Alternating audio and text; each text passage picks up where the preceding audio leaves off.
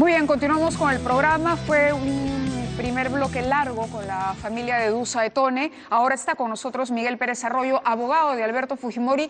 Y bueno, habíamos pactado esta entrevista ayer sin saber todavía cuál iba a ser la decisión de la Corte Interamericana de Derechos Humanos, que el día de hoy le ha dicho a Fujimori que no acepta su presencia ni la presencia de un representante suyo el 2 de febrero, que será esta audiencia famosa que se ha comentado mucho y en la que algunos dicen se va a decidir la suerte del indulto. No es la suerte del indulto, es una supervisión que hace la Corte Interamericana sobre los compromisos adquiridos por el Estado peruano respecto a las víctimas de los casos de Barrios Altos y de La Cantuta. El doctor Pérez Arroyo está con nosotros y yo lo primero que quería preguntarles, usted fue presentado por el propio Alberto Fujimori a través de Twitter para asumir su representación ese día. El día de hoy le han dicho que no va.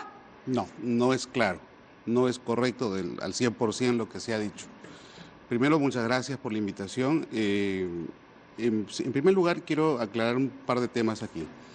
Efectivamente, he sido designado por el expresidente Fujimori para representarlo en el tema relativo al indulto, pero además también para todos los efectos legales que convenga a la defensa de sus derechos, o sea, todos los efectos legales. En segundo lugar, lo que ha dicho la Corte Interamericana el día de hoy es que solamente no acepta que rinde el informe verbal, pero sí que puedo estar ahí. No va a ser, por tanto, una audiencia privada. Y segundo, que también puedo presentar informes escritos.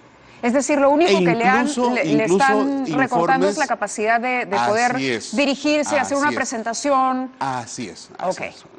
Pero nuestra presencia va a hacerse material, va a hacerse efectiva, tanto físicamente como por los escritos y los informes que nosotros podamos presentar a los efectos de esta audiencia de supervisión de cumplimiento. ¿Cuán importante es que esto se incluya en esta audiencia? ¿Estuvo bien lo que yo expliqué? Es decir, ¿la audiencia es para decidir la suerte del indulto? No, no es correcto tampoco, porque efectivamente, como usted lo ha dicho también luego, se trata de una audiencia de supervisión de cumplimiento de los compromisos asumidos por el Estado en sentencias tanto del 2001 como del 2006 referidos a Barrios Altos y La Cantuta. Por tanto, no se trata de una audiencia en términos de revisión o de impugnación en la que la audiencia o la Corte Interamericana tenga que decir que el indulto es nulo o cosas relativas o exactas en ese sentido. No es así. En el caso de Alberto Fujimori y de las víctimas, dicen que el indulto es una demostración de impunidad, de protección al autor mediato de estos crímenes. Es una interpretación que ellos están haciendo respecto de este tema. Una cosa siempre en derecho se tiene que tener claro es lo que uno quiere que se diga en función a lo que pretende y lo que se dice exactamente en función a la sentencia que se ha dado. La sentencia que se ha dado ha permitido, conforme a los compromisos que asumió en Perú en el tema Barrios Altos y La Cantuta, ha permitido que se investigue, que se procese y que se sancione, que son básicamente los tres compromisos a los que tenía o a los que estaba obligado el Perú conforme a las sentencias. ¿Pero no está dejando de sancionar cuando indulta a Alberto Fujimori? No, porque obviamente la sanción implica la imposición de una condena y en el caso del indulto humanitario es simplemente el perdón de una parte de la condena que falta por cumplir, pero no por razones caprichosas, sino por razones humanitarias. Y lo que se ha dicho siempre es que cuando se trata de razones humanitarias no está en cuestión ni el delito ni la gravedad del delito, sino más bien la persona humana, su dignidad y obviamente su derecho, si acaso, a morir dignamente, ¿no? ¿Le han cuestionado a usted en lo particular un cambio de postura, aparentemente? Porque tengo entendido por las entrevistas que he revisado que usted participó en la Marcha de los Cuatro Suyos, trabajó con el juez César San Martín, quien además sentenció a Alberto Fujimori. ¿Hoy está del otro lado? No estoy del otro lado, siempre he estado del lado del derecho. Soy un hombre de derecho, soy un académico que se ha formado en las aulas universitarias, primero para ser docente, académico, y obviamente para ser también abogado. ¿Y el derecho le dice que Alberto Fujimori es culpable o inocente? No está en cuestión si es culpable o inocente, eso ya se decidió en la Corte, en los tribunales y en la sentencia. Yo no estoy defendiendo a Alberto Fujimori en relación a las imputaciones que se le hicieron. Estoy defendiendo el indulto como instituto autónomo, político y de orden a lo que significa la favorabilidad al señor Fujimori. Y estoy defendiendo además, en términos temporales, lo que significa la situación legal del señor Fujimori de aquí para adelante. Lo demás no lo cuestiono, no cuestiono en absoluto lo demás. Ahora, lo que se dice es que es un indulto político ¿no? Y quienes cuestionan y quienes reclaman y quienes sienten que no hay justicia en el Perú y que por eso van a foros internacionales dicen, aquí lo que pasó es que se negoció el indulto, el informe médico se hizo muy rápido, de una manera express, como se ha puesto el término de moda, porque corrió en una semana cuando hay otras personas que solicitan los indultos y estos demoran años en otorgarse y a veces ni siquiera así, y cuando además un presidente se salva de la vacancia a cambio justamente de votos del hijo que consigue el hijo de Alberto Fujimori, que le ha dicho a todo el mundo que lo que quiere es sacar a su padre de la cárcel. ¿Cómo se defiende un indulto que desde todo punto de vista es cuestionable? A ver, para empezar, todo indulto siempre es político.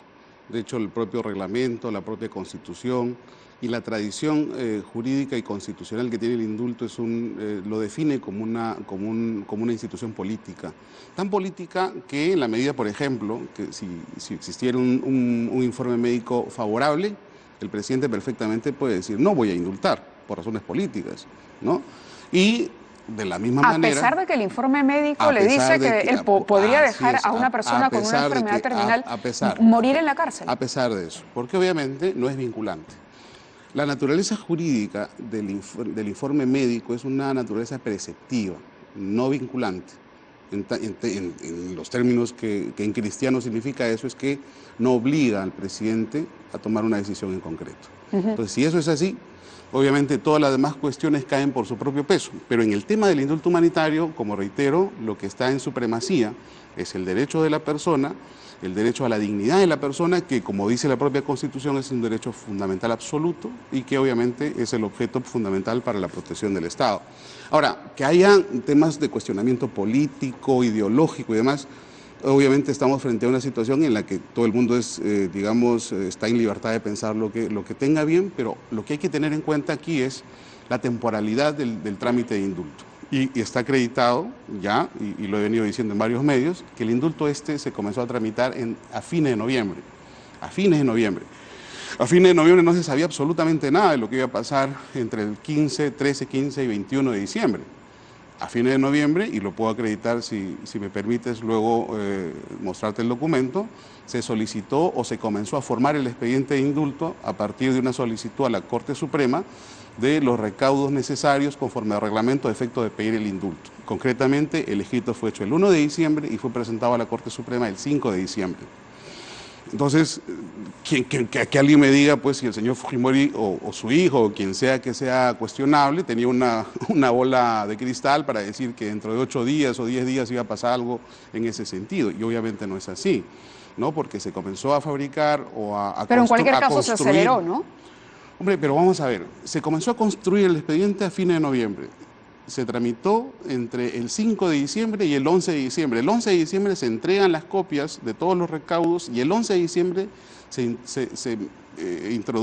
presenta el escrito de solicitud al Ministerio de Justicia. Entonces, ¿usted considera que los tiempos se han cumplido? Por lo menos son los tiempos que establece la norma. Hombre, vamos a ver, puede ser más o menos rápido, pero ese es un tema que no invalida el indulto. ¿Puede la Corte invalidar el indulto? No, porque la única posibilidad, como ya lo ha dicho el Tribunal Constitucional peruano respecto del tema del indulto a efecto de una invalidez o un indulto nulo, es que lo que se haya alegado sea falso. Correcto. Voy a hacer una pausa porque me está pidiendo el switcher hacer una pausa y regresamos nosotros. Sí. Vamos a la pausa.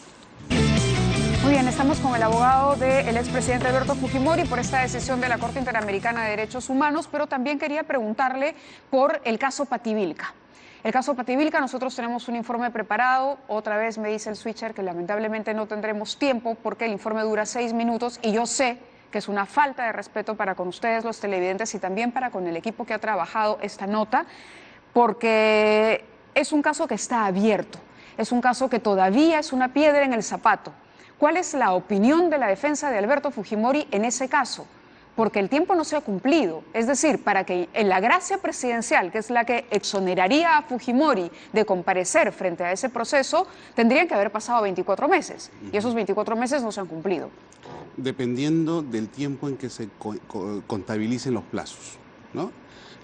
Yo no entiendo muy bien las personas que comentan esa situación de imposibilidad en cuanto a la aplicación del derecho de gracia en el caso Pativilca, cómo es que están haciendo la contabilidad de plazos. Y obviamente bajo esa lógica, ¿qué plazo están utilizando? Entonces, obviamente, eso solamente lo va a saber alguien que tiene acceso al expediente, que se haya leído los 150 tomos o ciento y pico ¿Pero tomos. desde cuándo considera usted entonces que No, porque la norma, lo decide la extradición, lo decide Chile? Por ¿no? eso le digo, pero la norma constitucional dice claramente que el derecho de gracia se aplica en este caso cuando se ha cumplido el doble del plazo más su ampliatoria. ¿De qué plazo estamos hablando? ¿De un plazo ordinario? ¿De un plazo excepcional? Si es que en la posibilidad de que fueran dos plazos, el ordinario y el excepcional, una es más favorable y la otra más perjuiciosa, el principio de pro homine. ¿Cuánto tendría que ser lo mínimo que debería haber transcurrido? Es entre 10 y 12 meses o entre 12 y 20, como algunos lo han dicho. Pero igual hay 10 meses, ojo, por eso, a eso lo quería llevar, a que Fujimori todavía... Hay varios sistemas hay varios sistemas desde de contabilidad. Hace 10 meses nada más, o sea, en cualquiera de las contabilidades... Eso tampoco es correcto. ¿No? Por eso le digo, eso tampoco es correcto. Pues el día 26 de diciembre van a saber ustedes los argumentos, además documentados, que nosotros tenemos respecto a ese tema. Y desde luego, como reitero, las opiniones que se han venido dando en este caso son opiniones pues en abstracto, ¿no? Correcto. Y esas opiniones en abstracto nos llevan, si acaso, a una equivocación. Y que obviamente son respetables las opiniones. El 26 de enero estaremos todos pendientes. Y el 26 de enero no hay que olvidar también que no inicia el juicio, sino que es una audiencia de control de acusación. ¿Qué significa eso? Que todavía ni siquiera se ha dictado el auto de enjuiciamiento.